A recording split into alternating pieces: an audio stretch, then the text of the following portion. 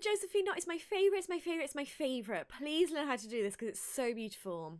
You need 2 strings. Now you just take the left string and create a loop over the top of the right string. Get the right string and you want it to go over the top of the tail, like so. You want it to go under the top of the left string,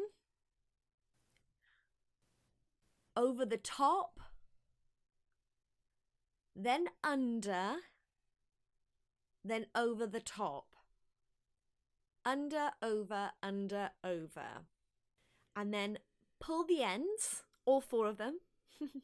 And just look at that, that's so delicious. That knot will make any macrame piece stand out and give it the wow factor. Thanks for watching. Don't forget to like the video and subscribe for more craft tutorials.